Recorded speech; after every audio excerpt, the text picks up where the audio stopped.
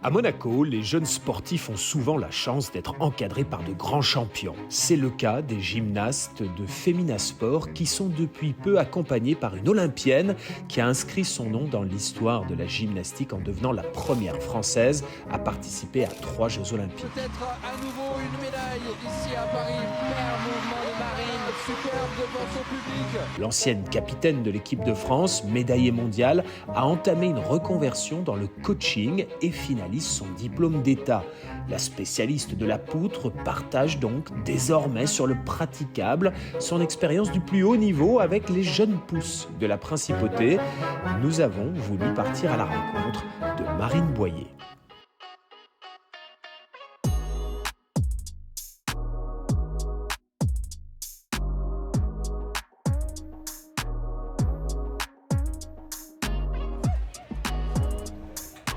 Bonjour Marine. Bonjour.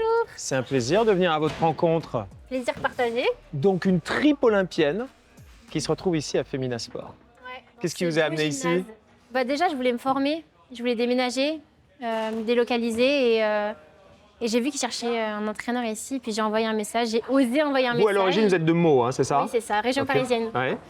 Et puis ça s'est très bien calé avec Kim, la directrice technique, et m'a fait confiance sur cette année. Et du coup, j'entraîne cette année sur Femina Sport. Parce que vous êtes en formation pour votre diplôme d'État, c'est ça? Exactement. Ouais. Je fais le diplôme d'État pour être entraîneur de gym.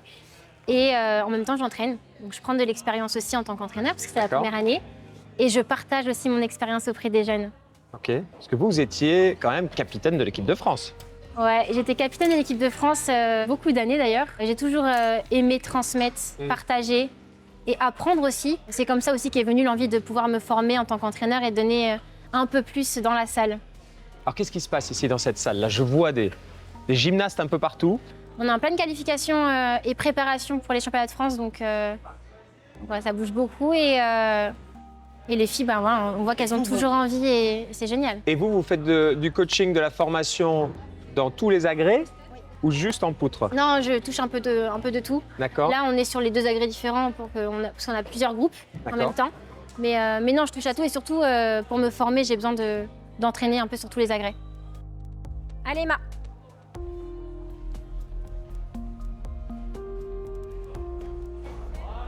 C'est pas si mal, Emma. Il faut juste que tu fasses la fin. T'attends la poutre, va la chercher la poutre. Je suis désolé, Emma, on vous met la pression avec la caméra. C'est pas plus mal, hein. Contrôle, contrôle. Feinte. C'est bien, hein. Vous êtes quand même tatoué les anneaux olympiques sur votre cheville. Ouais, parce que je suis la première Française à faire 3 Jeux Olympiques et donc il faut le retenir. Non, La première gymnaste. La première et la seule pour l'instant, gymnaste française à faire 3 Jeux Olympiques.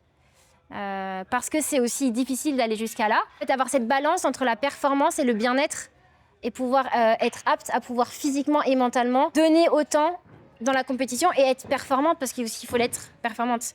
On se bat tous les jours pour être dans une équipe de France. Donc c'est pas facile de rentrer dans une équipe de France et c'est aussi pour ça que je suis la première française parce que c'est pas facile de se battre et le corps des fois nous dit stop. Qu'est-ce qui est difficile dans la poutre? Bah, c'est 10 cm, hein. Ça fait 10 cm la poutre, c'est très... on va dire C'est toujours petit. les mêmes poutres, ça, il y a une forme homologuée. Alors, ça dépend des- Vous, aux Jeux Olympiques, c'est la même poutre? Alors oui, aux Jeux Olympiques, c'est la Gymnova. D'accord. C'est des marques qui changent. Là, on a la Spit. La Spit, elle est un peu plus plate et carrée, alors que la Gymnova, elle est un peu plus ronde. C'est par rapport au pied de ce que nous, on sent. Et puis, c'est à la préférence des gymnastes aussi, hein. Et alors, quelles sont les vertus de la gym, finalement? C'est quand même assez vaste. Ouais. On apprend beaucoup de choses. Déjà, quand tu es jeune, tu apprends à te situer dans l'espace. D'accord. Donc c'est, je pense, hyper important quand tu es enfant, de pouvoir savoir où tu vas, où tu marches, quelle surface, que vous avez vu différentes surfaces de matériel, bien réceptionné, bien tombé. C'est hyper moteur, je trouve, pour les jeunes et pour l'évolution qu'ils peuvent avoir, importe s'ils continuent dans la gymnastique Donc, ou se situer dans l'évolution. l'espace, l'équilibre, Ouais. s'adapter, Être tonique physiquement être tonique. et souple. D'accord. Pour notre corps, c'est notre outil de travail. Donc on va avoir besoin de tous ces membres. Et ça aide dans la vie? Le gymnaste, il pense différemment d'un autre ou pas? Il peut tomber et moins se faire mal, on va dire. D'accord. ok. Tomber dans la rue et pas se faire une cheville parce que tu fais de la proprioception, ça peut être Donc, les utile. gymnastes, c'est des chats, en fait. Ouais, c'est ça. Mm. On apprend plein de choses. Et physiquement, on est vraiment bien, mais aussi mentalement. Là, je parle du sport en général. Le sport aide vraiment le mental à pouvoir aller là où on ne se pose pas trop de questions. On va vraiment se poser les questions dans la salle, la perception qu'on peut avoir de nous, les compétitions, les doutes. Et non, on grandit au travers de ça et on devient plus fort. Ici, là, c'est une bonne salle?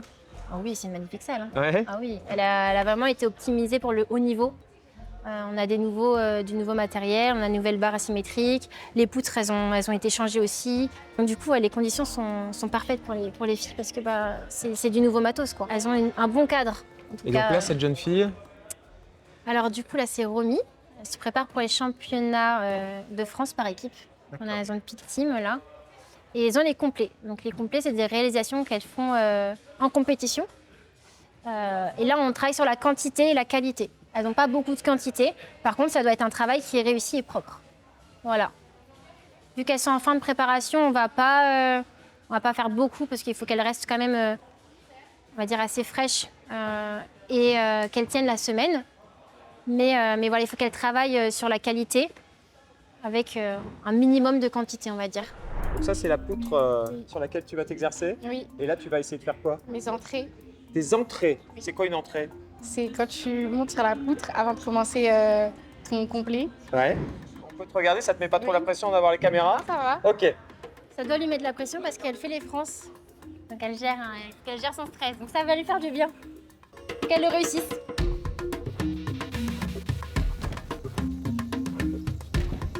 Ok, deuxième essai. Pas beaucoup, vraiment juste un peu plus de renversement. Allez, monte. Bien. Qu'est-ce qui est difficile sur une poutre? De rester droite parce que c'est assez petit. Du coup, il faut avoir vraiment tout le temps les hanches, les pieds, tout dans l'axe, être dur et donner tout pour réussir. Et là, tu es évalué sur quoi? Il y a des juges? Oui. D'accord. Bah, si c'est propre, si mes jambes elles sont tendues, si je suis dans l'axe et si je tombe pas. C'est noté sur combien? Il y a pas, c'est en fait t'as une note de départ et après ça va de 0 à 15, 20, mais c'est un peu dur. Une fois que tu as fait l'entrée, après, il faut faire quoi? Des sauts périlleux sur la poutre? La chorégraphie et des sauts. Et la chorégraphie, c'est une figure imposée ou c'est toi qui la détermine? Non, on est obligé d'en faire. Et après, par exemple, sur le côté, on a certains mouvements, par exemple, certains pas à faire en 8 ans, 4 temps. Pour toi, d'avoir Marine comme coach, qui a fait 3 fois les Jeux Olympiques, qu'est-ce que ça représente? Un exemple, et elle peut nous apporter son expérience personnelle et nous donner tous ses conseils pour qu'on puisse réussir. Et en quoi c'est différent d'un autre coach? Parce qu'en fait, elle a vécu ce qu'on a vécu il y a peu de temps, donc je trouve que c'est proche. Elle est jeune, donc elle peut vraiment nous apporter tout ce qu'on veut en fait. Et tu sens qu'elle a quelque chose de différent des autres coachs en Oui. ayant participé aux Jeux Olympiques? Oui, le stress qu'elle peut avoir et comment elle peut le gérer, elle nous apprend comment nous on peut le gérer. Je te laisse travailler quand même. Tu as quand même les championnats de France à préparer. Oui.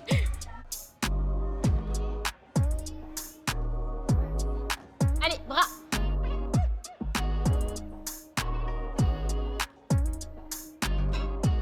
Juste salto arrière sortie de réception.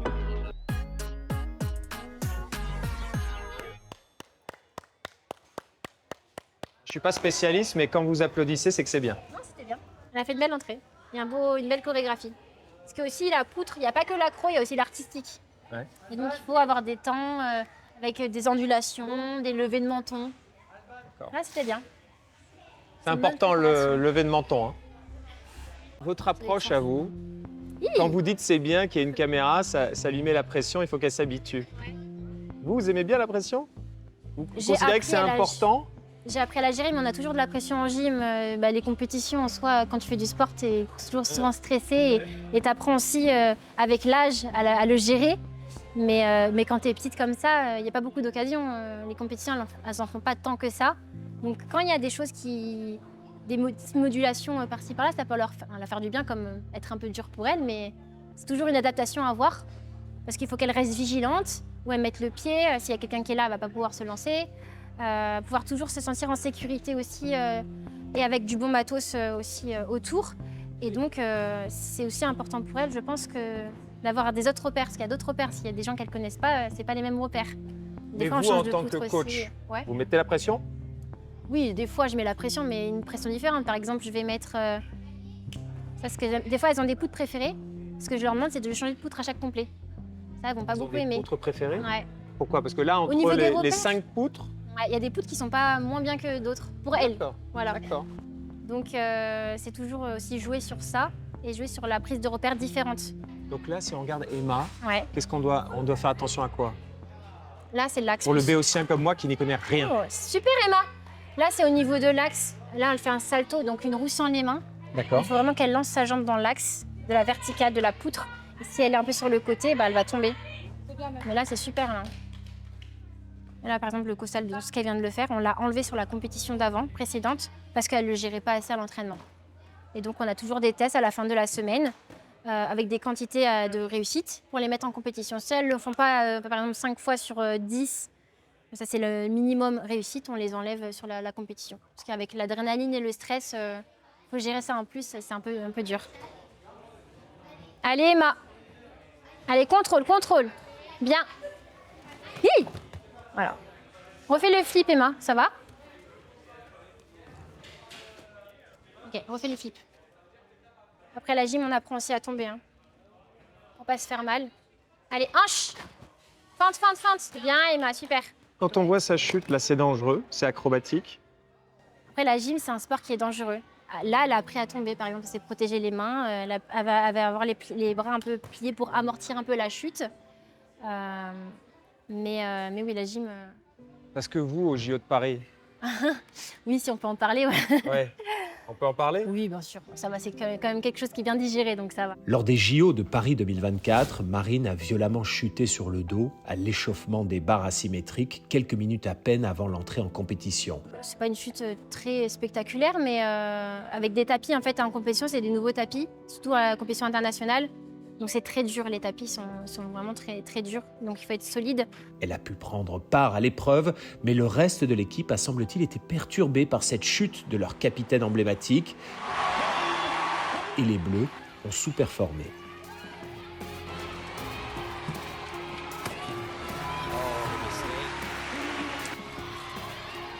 But she continues. She never got off the equipment.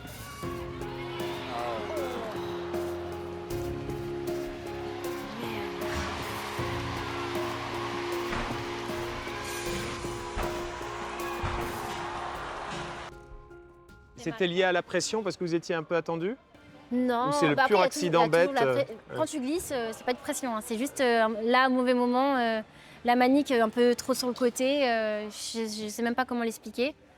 Et c'est juste arrivé au mauvais moment, quoi. Avant la compète, il faut être vraiment prête, et là, c'était ric-rac, quoi. Donc, j'ai dû vraiment me réadapter rapidement à la situation et pouvoir aider au mieux mon équipe, puisqu'on était en équipe aussi.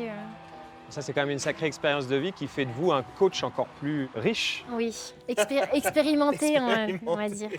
Mais oui, et puis surtout, leur donner du plaisir, c'est plus moi la priorité, qu'importe leur niveau, parce qu'elles n'ont pas toutes le même niveau. Et c'est juste avoir du sourire dans la salle, parce que c'est une grande famille. Hein. J'en vois des sourires là. Tant mieux. T'as glissé? Ouais. Fais voir. Ok, vas-y, mets de la glace. Ça va? Emma, c'était bien, hein. Franchement, à part ça, dans l'axe. Costal, très bien, souplesse flip.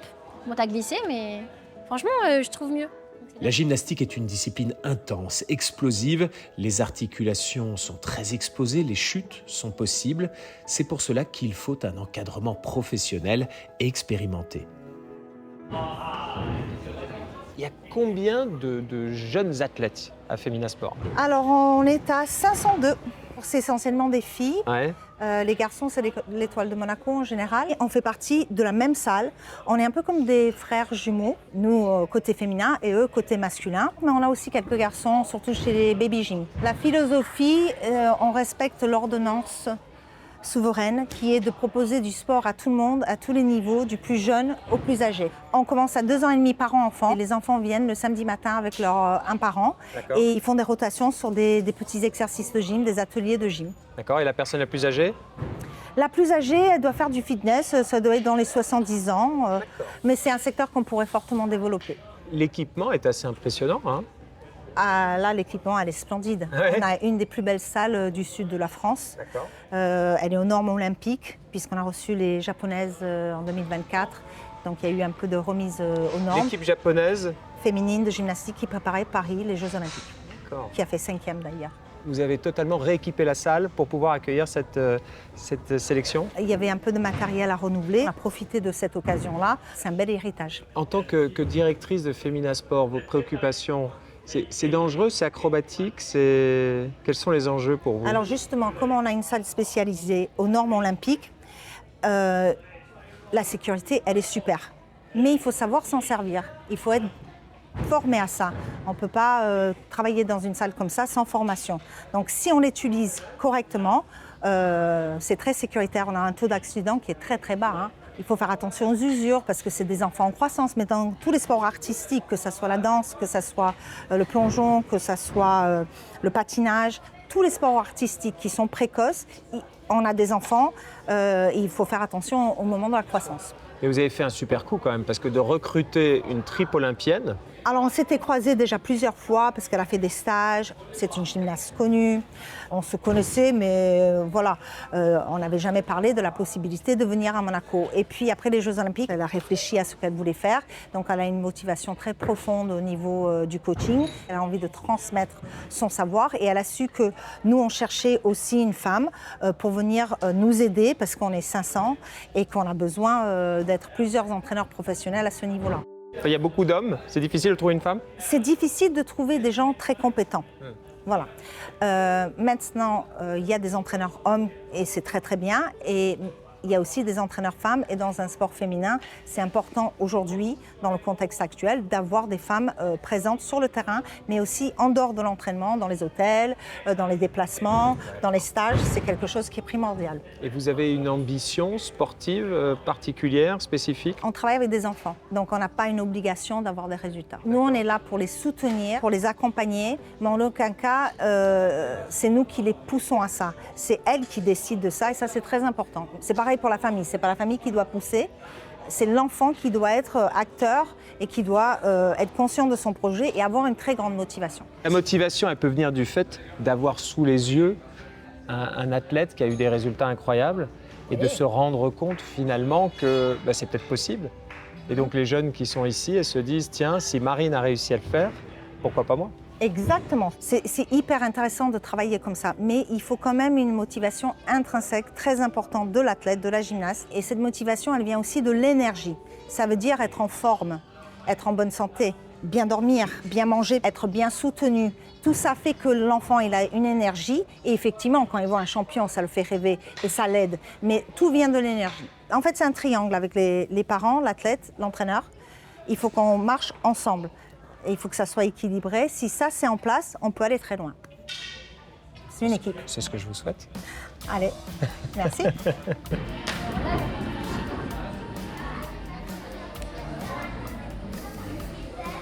Rebecca, toi, tu te prépares aussi pour le championnat de France? Oui. Ok. Donc, tu vas faire quoi? De la barre? Oui, de la barre. Qu'est-ce que tu vas faire? Je vais faire des soleils. Donc, D'accord, des soleils. Voilà. Et je vais faire un salto.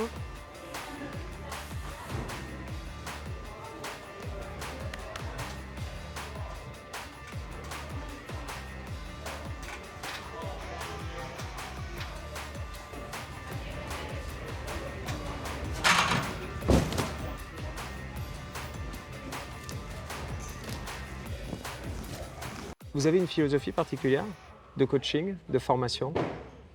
Je trouve vraiment qu'en compétition, il faut être et forte physiquement, mais et forte mentalement. Et je trouve que le mental, c'est 50% de la performance. Donc si on ne le travaille pas en amont, ça peut être compliqué sur les compétitions. Donc là, c'est le mental, donc c'est la détermination?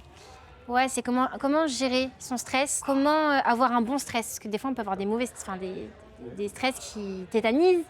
Donc apprendre à bien gérer son stress et pouvoir avoir assez d'adrénaline pour le canaliser en poutre, donner beaucoup de force et d'énergie pour le sol. Donc trouver et canaliser un peu tout ça, c'est dur à gérer quand tu as beaucoup d'énergie et que tu commences en poutre par exemple. Donc le premier principe, c'est quoi? C'est de prendre du plaisir? Ouais. Ouais. Le plaisir avant tout. D'accord. Plaisir avant tout. Et puis après, pour les filles qui font des compétitions, c'est pouvoir savoir gérer leur stress et pouvoir trouver des choses positives, quoi qu'il arrive, de la compétition. Toujours trouver une chose positive pour les aider à pouvoir évoluer sur leur objectif final. Pas de pression. Non, on ne va jamais forcer une fille à faire du haut niveau ou à aller D'accord. dans un gymnase alors qu'elle n'a pas envie. On passe d'abord par le plaisir et après, suivant ses capacités physiques, on voit où elle peut aller. On voit avec elle ce qu'elle veut faire et puis derrière, on lui fait un schéma de compétition et de groupe dans lequel elle va être. Et parce que c'est difficile de traiter avec des jeunes filles entre 10 et 15 ans, parce que c'est aussi une période de la vie où il y a beaucoup d'évolution quand même. L'adolescence. Oui, l'adolescence. On grandit, on perd nos repères. Donc oui, c'est Ouais. vrai que c'est difficile, mais en fait, on grandit au travers de la gymnastique. Franchement, le sport, c'est la discipline. Enfin, je dis toujours que c'est vraiment une discipline et on apprend beaucoup. On grandit au travers de ça et c'est comme ça qu'on devient femme au final. D'accord. Donc non, nous on est là pour accompagner au maximum les filles dans leur croissance, Dans leur évolution. dans leur évolution et qu'elles se fassent plaisir. Le regard qu'on peut percevoir, nous se percevoir dans un miroir, c'est assez compliqué parce qu'on devient des femmes, donc on change et on grandit. Mais on est aussi là aussi pour accompagner. C'est là aussi où l'entraîneur est hyper important. C'est là pour accompagner, pour conseiller et pour les aider au mieux à pouvoir devenir des femmes. Ancienne capitaine et désormais coach, Marine aime stimuler et rassurer. Après sa chute à Paris, c'est elle-même qui s'était chargée de tenter de calmer et d'accompagner ses coéquipières. Mais ce que vous apprenez dans le cadre de votre formation pour votre diplôme d'État, c'est essentiellement technique ou il y a une partie psychologique aussi? Il y a une petite partie psychologique parce que c'est obligé, on accompagne des jeunes adultes, donc forcément, mais l'aspect primordial, c'est l'aspect technique et je l'ai appris en tant que gymnaste et j'ai envie aussi de l'apprendre en tant qu'entraîneur. Donc il y a des choses que je sais déjà, il y a des choses que j'ai appris durant ma formation. Mais oui, c'est un puzzle en fait, c'est vraiment des informations que je prends par-ci par-là et c'est des choses que j'ai envie de retenir et d'autres peut-être un peu moins. Enfin, devenir le meilleur entraîneur, un entraîneur que j'aurais aimé avoir parfaitement quand j'étais gymnaste. C'est comme ça le sport de haut niveau, mais je pense que j'ai eu des entraîneurs qui m'ont écouté, qui m'ont entendu et qui m'ont accompagné au mieux dans ma carrière. J'ai jamais eu de pression et des fois on peut l'avoir et c'est pour ça aussi que je veux être entraîneur parce que je veux pouvoir amener les gyms où elles veulent aller. Et ça c'est magnifique de voir l'évolution, on les a toutes petites. Et de voir l'évolution et les femmes qu'elles peuvent devenir derrière, c'est génial. On a aidé à leur éducation. Et je pense que c'est vraiment une famille qu'on va retrouver des années plus tard et c'est vraiment magnifique. C'est quand même pas mal comme vue là. On a un beau cadran. Donc vous avez un équipement au top niveau Ouais. et puis vous avez une vue sur le port de Monaco et la Méditerranée. Ouais, on a vraiment une belle vue. C'est ça qui m'a interpellée quand je suis venue la première fois dans cette salle et que j'ai un peu visité. Je suis venue ici et j'ai fait waouh. Franchement, c'est pas tous les jours qu'on voit une vue comme ça. Et de la salle de gym, c'est encore mieux. Donc, non, franchement, on a vraiment de la chance d'avoir cette salle. Le contexte monégasque, en quoi il est différent de la région parisienne? Là, vous avez des jeunes de plein de nationalités différentes. Ouais, on a beaucoup de nationalités. Ça parle anglais, ça parle italien, ça parle russe, ça parle polonais. Il y a vraiment une diversité. Je vous demande pas si vous de parlez personnes. polonais, mais vous pouvez coacher Non, en anglais? Ouais. En anglais, ça va, ouais.